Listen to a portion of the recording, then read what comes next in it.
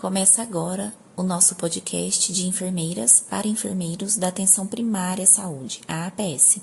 Aqui é Kellen, uma das enfermeiras deste projeto.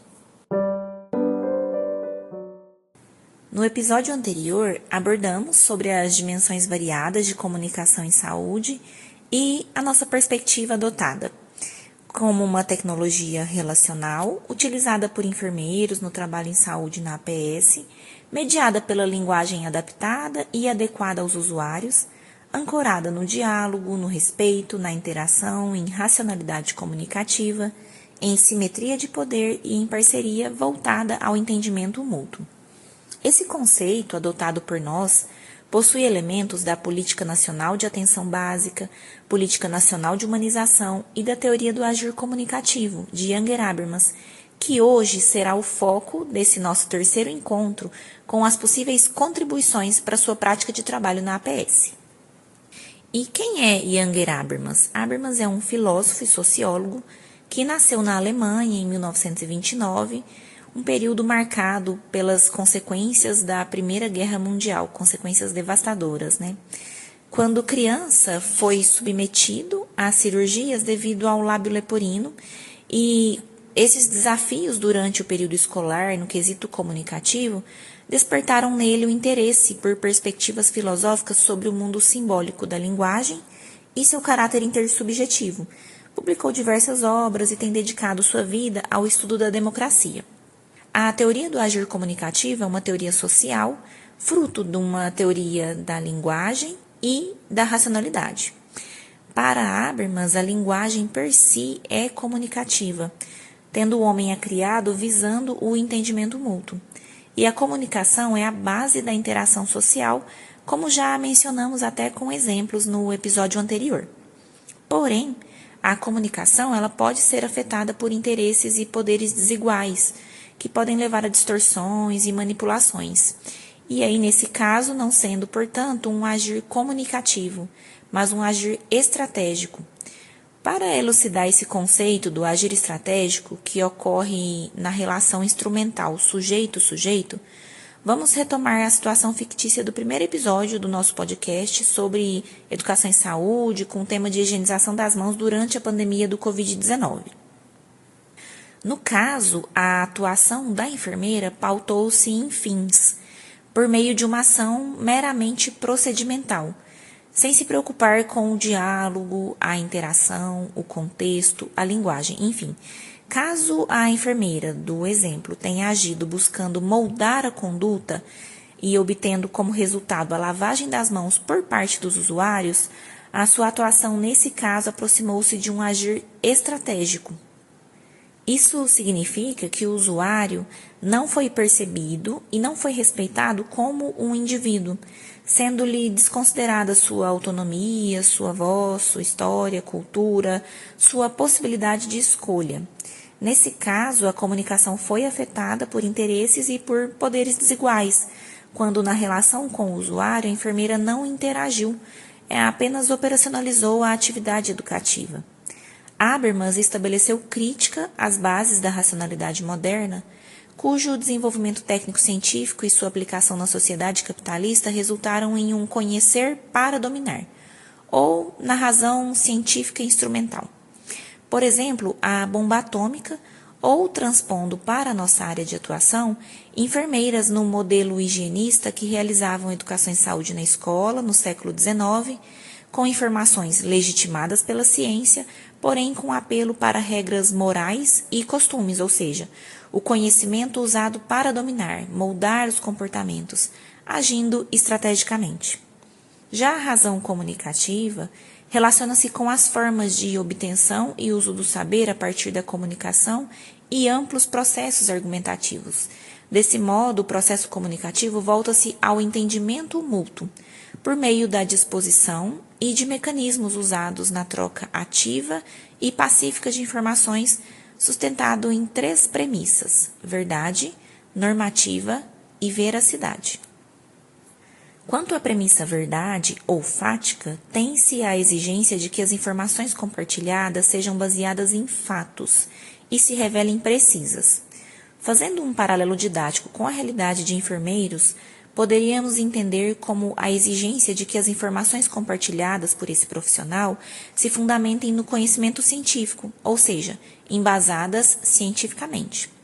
Quanto à premissa normativa ou de correção, trata-se de conformidade das ações comunicativas com normas e regras socialmente aceitas, ou seja, interações pautadas de acordo com leis e princípios éticos compartilhados, que nessa nossa transposição didática para a realidade do nosso trabalho, poderia ser sobre o cumprimento do código de ética dos profissionais de enfermagem, por exemplo.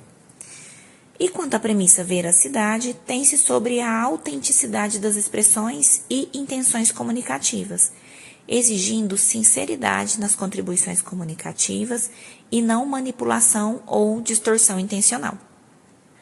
Para Habermas, o não cumprimento de uma das três premissas já pode levar a distorções ou falhas na comunicação, mas seu cumprimento relaciona-se ao conceito de racionalidade comunicativa.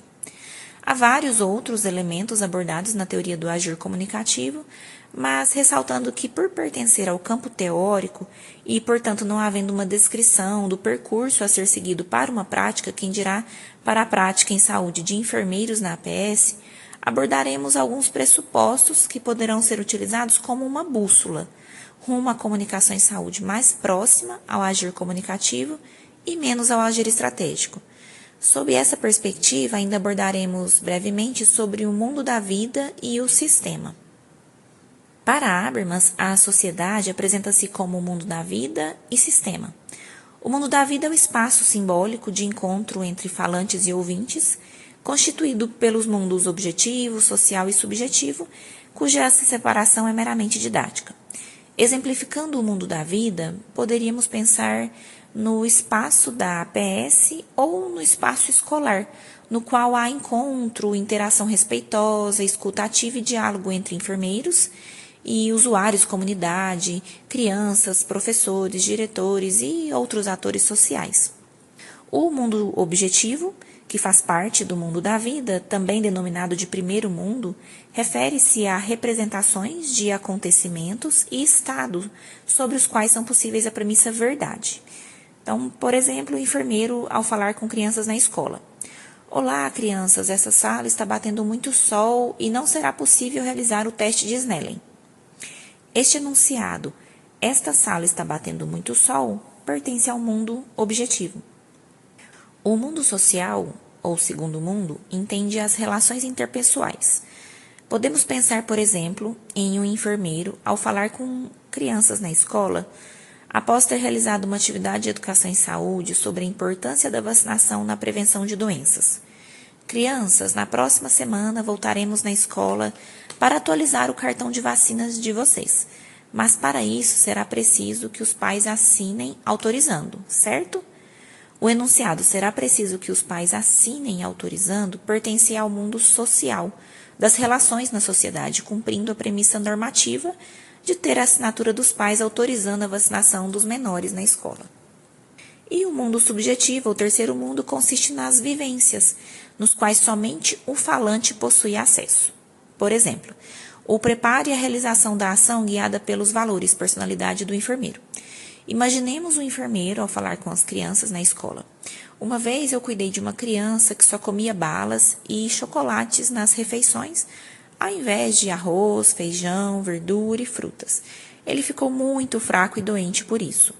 O enunciado, eu cuidei de uma criança, pertence ao mundo subjetivo, dos pensamentos e experiência, ainda que o sentido do enunciado quanto à importância de uma alimentação saudável e adequada para manter a saúde seja verdadeira, o modo como foi proferido deu-se no âmbito de uma vivência particular.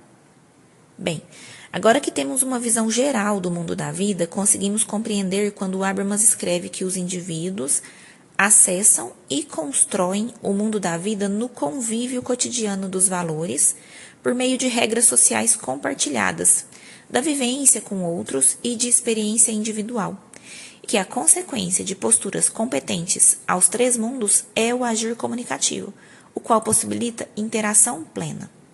Já o sistema surge da ampliação do mundo da vida por interações baseadas em uma racionalidade instrumental. O que Habermas denomina de colonização do mundo da vida ocorre pela comunicação unilateral, na qual as ações estratégicas tornam a linguagem coisa, buscando determinado fim.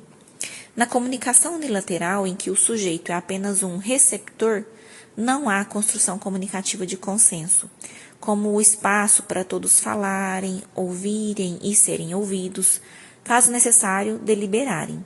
Caso haja opiniões, respeitar os valores fundamentais dos seres humanos e reconhecer as premissas mencionadas, verdade, normativa e veracidade. Vamos para um exemplo da influência do sistema na atuação de um enfermeiro na APS? O enfermeiro vai até a escola para realizar o teste de Snellen e detecta déficit visual em uma das crianças.